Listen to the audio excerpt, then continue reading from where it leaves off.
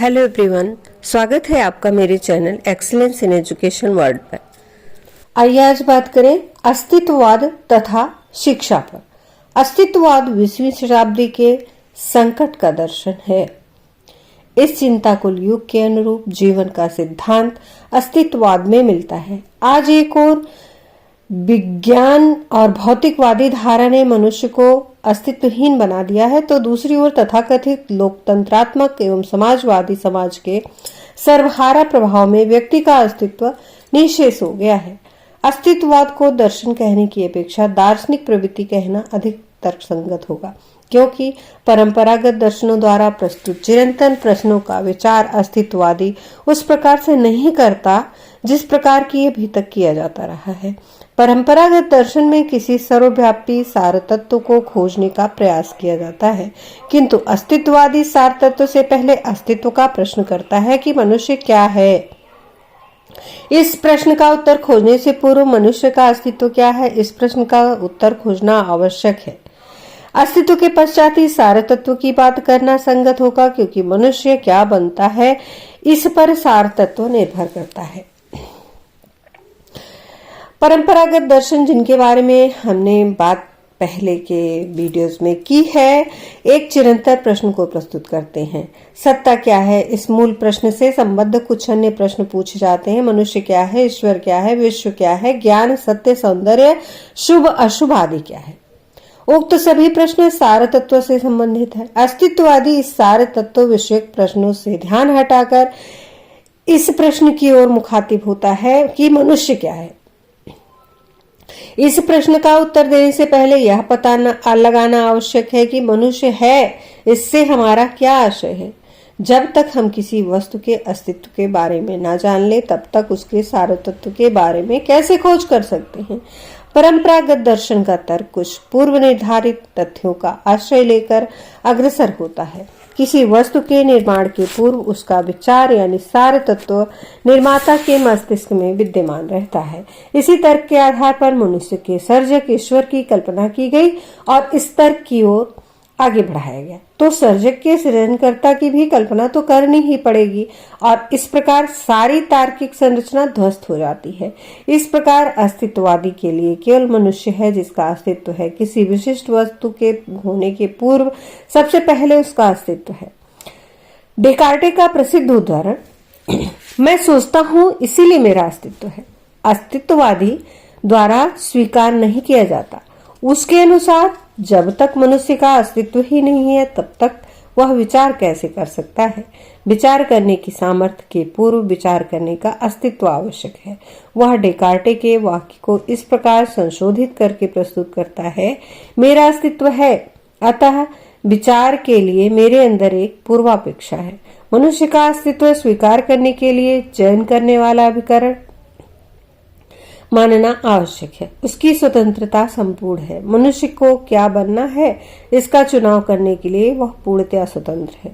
चयन करने तथा निर्भीत होने की यह प्रक्रिया मानव अस्तित्व के मूल में है। यदि मनुष्य का सार तत्व है, तो वह यही की सार तत्व की किसी पूर्व निर्धारित धारणा से मुक्त है तथा उसे चयन की स्वतंत्रता है। वह जो बनना चाहता है वह बनने की उसे स्वतंत्रता है। कियरगार्ड लिखता है, या तो व्यक्ति का मूल जीवन सूक्ष्म रूप में ईश्वर का प्रतिमान है, जो स्वतंत्र तथा जिम्मेदारी के साथ कर्म कर सकता है और इसीलिए उसके जीवन में परेशानी, अनेक यातनाएं तथा बहुत से खतरे हैं, अथवा किसी समूह का निर्वैयक्तिक पराधीन सदस्य है, जिसमें स्वतंत्र ज्ञान और दायित्वपूर्ण कर्म करने की संभावना नहीं है, जिसका जीवन अज्ञात व्यक्तियों की सेवा में अर्पित है और स्वतंत्रता को खो देने की क्षतिपूर्ति के रूप में जागतिक स्वर्ग पर भौतिक सुखों का एक मिथ्या भ्रमात्मक स्वप्न है, जो कभी सत्य नहीं हो सकता। उपयुक्त उदाहरण में ईश्वर शब्द आया है, उससे यह आशय नहीं निकालना चाहिए कि अस्तित्ववादी ईश्वरवादी हैं।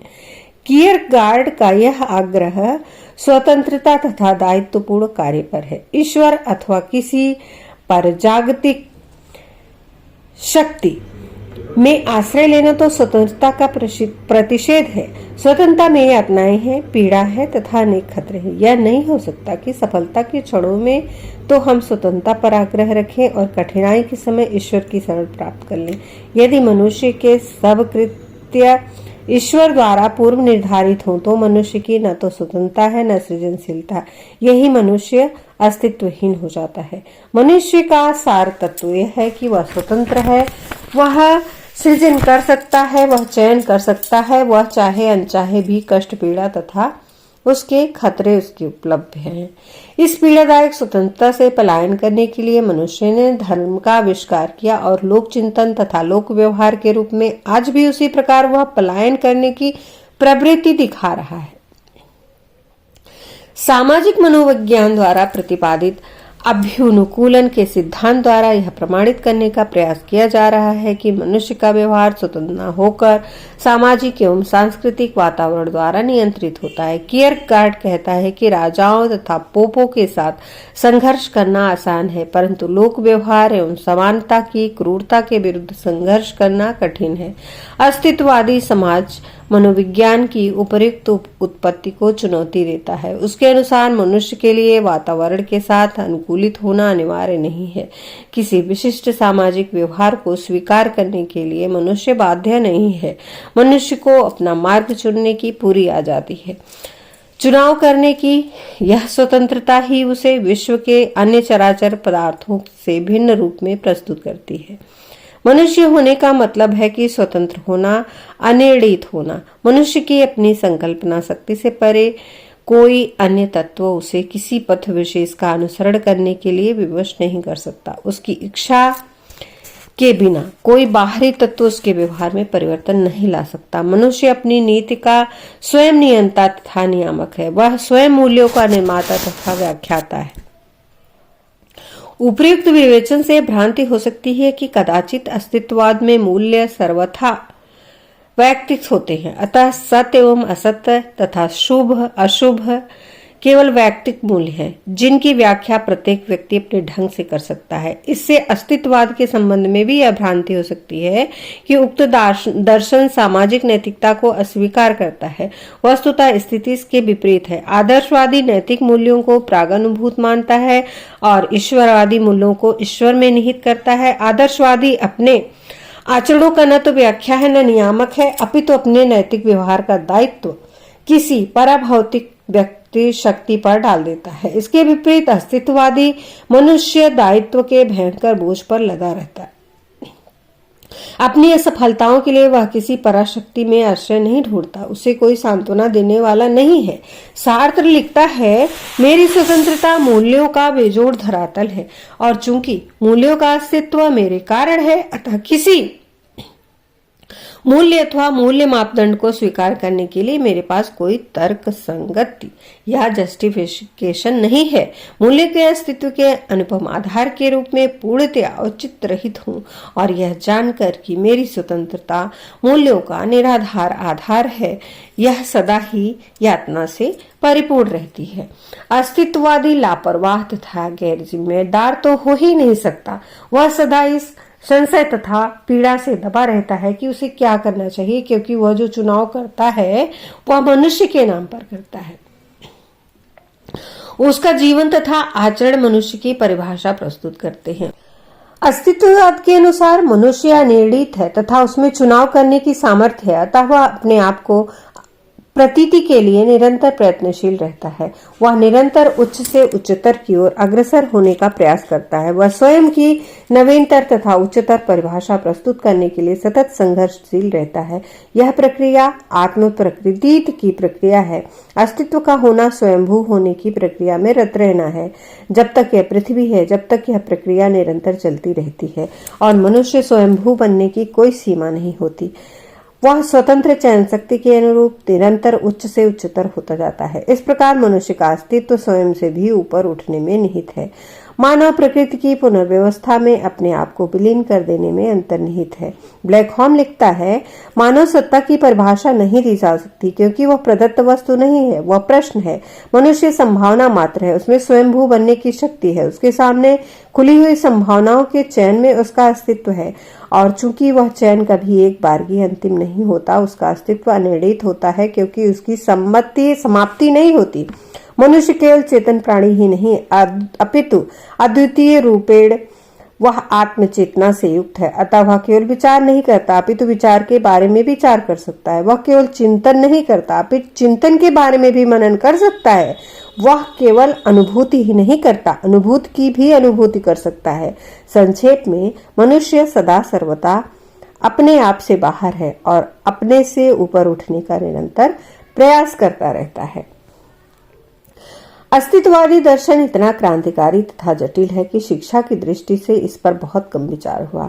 कुछ इन्हें गिने आंग्ल दार्शनिकों का इस ओर ध्यान गया। अस्तित्ववाद के शैक्षिक अभिप्रेतों की प्रथम पुस्तक 1958 में प्रकाशित हुई और इसके शिक्षा के उद्देश्य 3 अभिधारणाओं पर आधारित है। मनुष्य स्वतंत्र है, उसकी नीति प्रागानुभूत नहीं है, वह जो बनना चाहे उसके लिए स्वतंत्र है। मनुष्य अपनी कृतियों का चयन करने वाला अधिकरण है, उसे चयन करने की स्वतंत्रता है, अपने चयन का पूरा दायित्व स्वयं उसका है। अतः मनुष्य को निरंतर पीड़ा, संदेह और कुंठाओं के बीच जीवित रहना पड़ता है। अपने चयन से उत्पन्न पीड़ा की जिम्मेदारी किसी अन्य पर डालकर वह संतोष नहीं कर सकता। वह अपने कृत्यों के फलागम का भार भावी जन्म पर नहीं डाल सकता। स्वतंत्र चयन का अनिवार्य फल पीड़ा है। अस्तित्ववादी शिक्षा द्वारा बालक के उक्त तीनों मूल्यों का विकास करना चाहता है, अर्थात शिक्षा द्वारा बालक स्वतंत्र मानव बनाना, जिससे कि वह अपने जीवन के संबंध में पराश्रित न रहकर स्वयं अपनी नियति का निर्धारण कर सके। अस्तित्ववाद के लिए ऐसा कोई मार्ग नहीं है जो सबके लिए गंतव्य पर पहुंचने में समर्थ हो। प्रत्येक व्यक्ति को अपना लक्ष्य निर्धारित करने की स्वतंत्रता होनी चाहिए और लक्ष्य की प्राप्ति के लिए प्रत्येक व्यक्ति अपना मार्ग स्वयं निर्धारित करता है। अगर आपने एक्सलेंस इन एजुकेशन को सब्सक्राइब नहीं किया है तो प्लीज सब्सक्राइब कर लें और साथ ही बेल आइकन प्रेस कर दें, जिससे आने वाली वीडियो की नोटिफिकेशन मिलती रहे। और वीडियो को अंत तक जरूर देखें और अपने बहुमूल्य सुझाव कमेंट बॉक्स में भी दें। बेल को ऑल पर जरूर करें। वीडियो को लाइक करें, ज़्यादा से ज़्यादा शेयर करें और अपने बहुमूल्य सुझाव कमेंट बॉक्स में अवश्य दें। धन्यवाद। नमस्कार।